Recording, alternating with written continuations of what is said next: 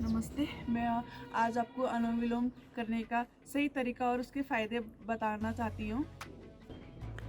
अनुलोम का अर्थ होता है सीधा और विलोम का अर्थ होता है उल्टा। यहाँ पर सीधा का अर्थ है नासिका या नाक का दाहिना छिद्र और विलोम का अर्थ है नासिका या नाक का बायां छिद्र। अनुलोम विलोम अर्थात प्राणायाम में नाक के दाएं छिद्र से सांस को ऊपर खींचते हैं और बाएं छिद्र से सांस को छोड़ते हैं। अनुलोम विलोम को नाड़ी शोधक प्राणायाम भी कहते हैं। अब हम आपको बताते हैं अनुलोम विलोम करने का सही तरीका और विधि बताते हैं।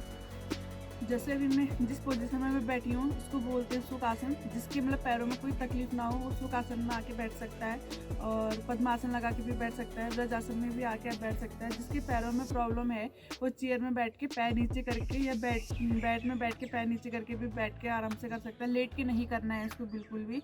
और आप इसको 2 बार कर सकते हैं, रात को सोने से पहले भी कर सकते हैं और सुबह उठ के भी आप अनुलोम विलोम की प्रैक्टिस कर सकते हैं। अनुलोम विलोम करने की अब हम तकनीक बताते हैं आपको। सबसे पहले आप सुखासन की मुद्रा में बैठोगे और सुखासन की मुद्रा में आप अपने बाएं हाथ को चिन्ह मुद्रा में रखेंगे। ये चिन्ह मुद्रा है जिसमें हाथ कैसे होता है, ऐसे मंदिर की तरह, हाँ ऐसे होता है, ये है चिन्ह मुद्रा।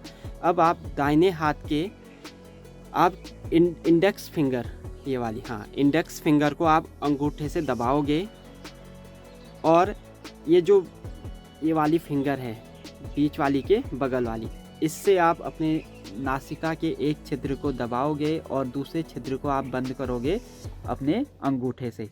तो ये है अनुलोम विलोम करने की तकनीक। अनुलोम विलोम आप एक बार में 10 बार आप अनुलोम और 10 बार आप विलोम कर सकते हो। इसके बाद आपको कुछ समय के लिए लगभग 3 मिनट के लिए आपको कुंभक लेना पड़ेगा। कुंभक का अर्थ है यहाँ पर आप कुछ देर के लिए सांस रोकोगे। तो अभी आपको हम अनुलोम विलोम लगा के दिखाते हैं। आप पहले सुखासन मुद्रा में बैठेंगे।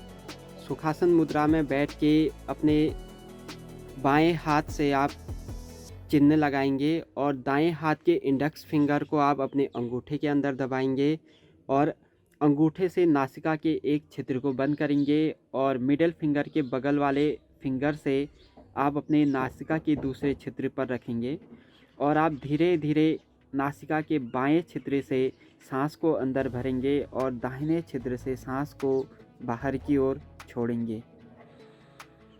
इसी पोजीशन में आप कम से कम 10 बार आप अनुलोम और 10 बार आप विलोम करेंगे और उसके बाद आप 3 मिनट के लिए कुंभक लगाएंगे। और यह प्रक्रिया आप दिन में अगर 2 या 3 बार करते हैं तो आपको इसके काफ़ी सारे फ़ायदे मिलेंगे।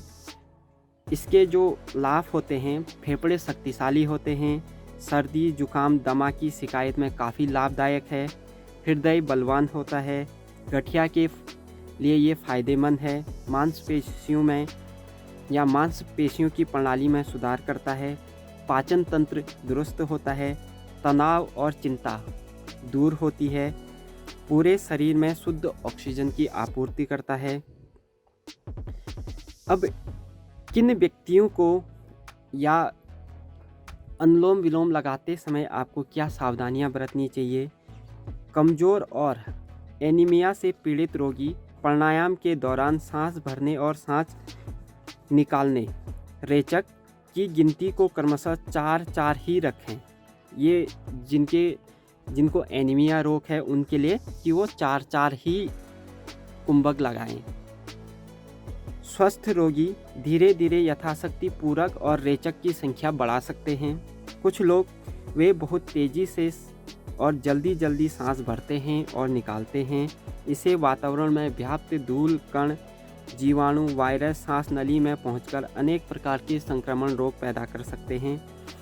अनुलोम विलोम प्राणायाम करते समय यदि नासिका के सामने जैसे महीन वस्तु रख दी जाए तो पूरक व रेचक करते समय वह अंदर न जाए और न अपने स्थान से उड़े, अर्थात सांस की गति इतनी सहज होनी चाहिए कि प्राणायाम को करते समय स्वयं को भी आवाज़ न सुनाई दे। और अब मेरा अनुलोम विलोम समाप्त हो चुका है और मैंने आपको इसके करने का सही तरीका और फ़ायदा भी और नुकसान भी बताया, किसको करना चाहिए किसको नहीं करना चाहिए मैंने आपको बताया है। और आप इसको डेली रूटीन में लें और अनुलोम विलोम करें, स्वस्थ रहें, सुखी रहें। इसके साथ मैं अपनी वीडियो यहीं पर समाप्त करती हूँ। धन्यवाद।